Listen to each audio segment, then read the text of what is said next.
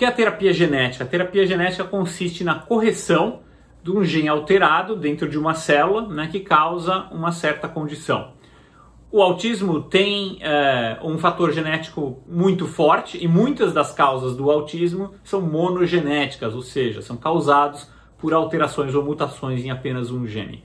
Muito desse subtipo de autismo com alterações num único gene, ao desenvolver, né, ao se conhecer mais, né, as características daquele gene, como é que ele leva ao quadro clínico, acabam se transformando em síndromes, né? É o caso da síndrome de Rett, que é causada por mutações no gene MCP2 e outras síndromes relacionadas, né? E esses subtipos de autismo são muito atraentes para a terapia gênica, porque justamente eles são decorridos de um único gene defeituoso. Então, você corrigindo esse gene defeituoso, espera-se, né, que os defeitos celulares e depois os defeitos de redes e depois os defeitos comportamentais sejam todos reversíveis, né? Para a síndrome de Rett, que foi o primeiro subtipo de autismo, né, ela já está muito avançada. Então, resultados pré-clínicos, ou seja, feitos em laboratórios, mostram a prova de conceito de que isso funcionaria, incluindo dados do meu próprio laboratório mostrando que é possível uma reversão completa, né, das alterações causadas pelo gene mutado no MCP2 em neurônios humanos, né? E também isso já foi demonstrado em camundongos e mais recentemente em primatas, né? Então, todos esses dados estão sendo apresentados ao FDA em geral. É uma indústria farmacêutica que tem o dinheiro, né, que tem o suporte para bancar um ensaio clínico, né, que acaba liderando essa proposta, né? Então, a indústria farmacêutica ela acaba comprando, licenciando a tecnologia das universidades, né, junta tudo isso num pacote e apresenta ao FDA americano, que é a agência que vai regular, né, os ensaios clínicos e se aprova ou não para uso comercial, né? Então ele é apresentado ao FDA e essa agência vai dizer então se ela tem condições, né, se tem suporte científico suficiente para que a tecnologia seja testada em humanos, né? Pois bem, a forma de você fazer a correção genética é mais fácil em tecidos que são de fácil acesso, como a pele ou o sangue, né? No caso do autismo, o tecido que é afetado é o sistema nervoso. Óbvio, outros tecidos também são, mas a parte comportamental, né, de linguagem e social é afetada pelo sistema nervoso. E o cérebro, diferentemente de outros tecidos, ele está protegido pela caixa craniana. Então, fazer a correção genética nas células humanas neurais é problemático por causa disso, por causa do fato da gente não ter esse acesso, né? Então a gente acaba utilizando de partículas virais. Existem uma série de vírus que têm um neurotropismo, ou seja, eles são atraídos pelas células do sistema nervoso. O brasileiro conhece com certeza o vírus da Zika, é um vírus que faz isso muito bem, mas existem outros que são menos letais, né? Então a gente manipula esses vírus para carregar o gene correto, penetrar no sistema nervoso e infectar as células do cérebro, fazendo a correção genética, né? Então essa é a estratégia. Então você tem que criar essas partículas virais recombinantes que vão entrar dentro do organismo da pessoa, atingir as células-alvos e fazer a correção genética. Isso tem sido dominado pela indústria, né? Uma tecnologia já antiga que existe há bastante tempo, com alguns casos de sucesso específico, mas ainda muito poucos no sistema nervoso, né? Então, por isso que o autismo tem grandes chances de ser uma das poucas condições, né, que será tratada pela terapia gênica.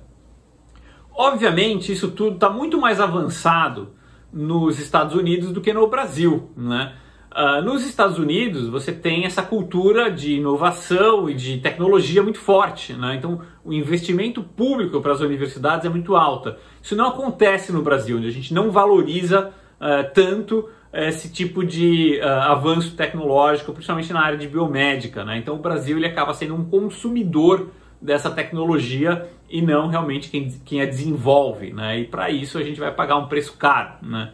Mas enfim, então essas indústrias ou empresas, né, que detêm essa tecnologia, né, conseguindo a aprovação do FDA, elas organizam os ensaios clínicos, ou seja, elas recrutam, né, pessoas com mutações em genes específicos para que os testes clínicos sejam feitos. São os testes clínicos que vão indicar se realmente a terapia gênica vai ser efetiva ou não para aquele determinado gene, né? Então isso está sendo discutido atualmente para a síndrome de Rett. Tem uma série de outras síndromes do espectro do autismo, como a síndrome do X frágil e algumas outras monogenéticas, né, que estão a caminho, né? Meu próprio laboratório tem trabalhado bastante com o TCF4, né, que é o gene relacionado à síndrome de Pitt-Hopkins. Então a gente tem caminhado muito rápido nessa direção. Alguns genes estão mais para trás, são poucos conhecidos. Tem uma questão também do tamanho do gene, né? Se o gene é muito grande, ele não cabe dentro dessas partículas virais, né? Mas genes menores têm maiores chances disso acontecer. Então tem uma série de fatores que influenciam por que alguns genes estão mais avançados do que outros, né?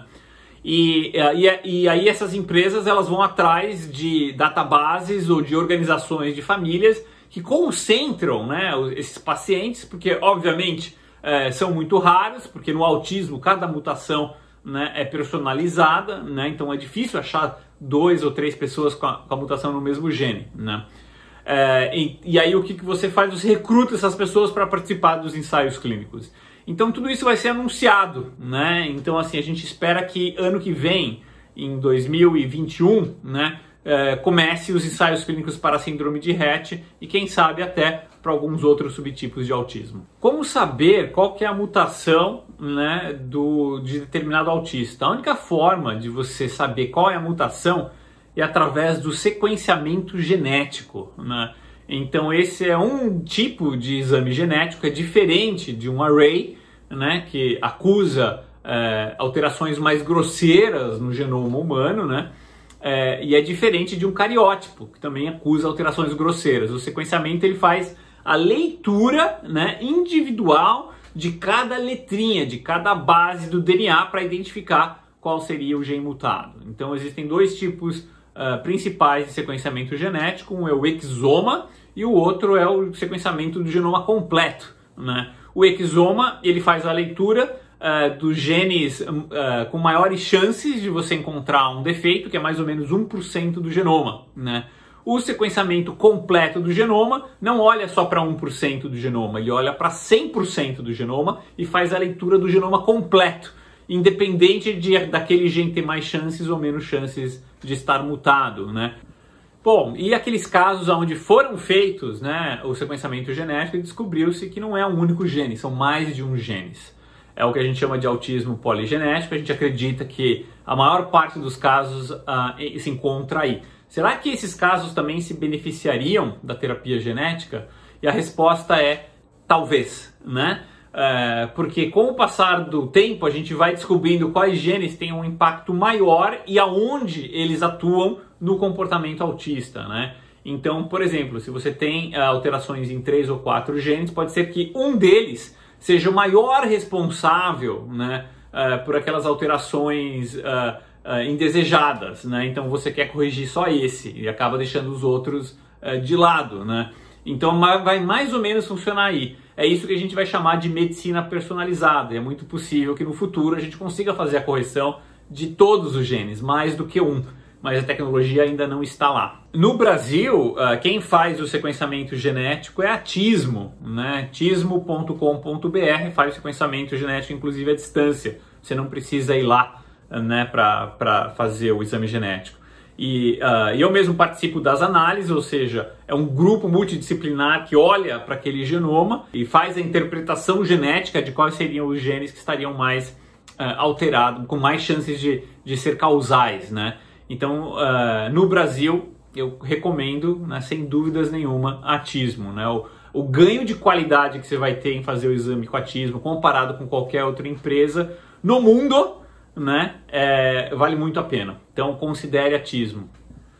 Será que valeria então a pena se associar às associações de pais e famílias nos Estados Unidos? Bom, uma vez que você sabe qual é o gene, você tem que se associar sim a essas associações internacionais. Com certeza americana, ou seja, o nome da pessoa que tem autismo e a mutação tem que estar no database dessas associações, porque é isso que vai ser apresentado, né, para a indústria farmacêutica. Então, quando a indústria descobrir que tem pacientes com a mutação XYZ no Brasil, é muito possível, né, que ela vá, né, estender os ensaios clínicos ou futuros, né, tratamentos para o país onde mostra que tem um conhecimento maior, que tem uma caracterização melhor, né?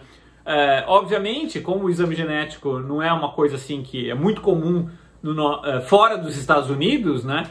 Então torna-se atraente aquele país que passa a ter o maior controle da informação genética dos seus pacientes, né?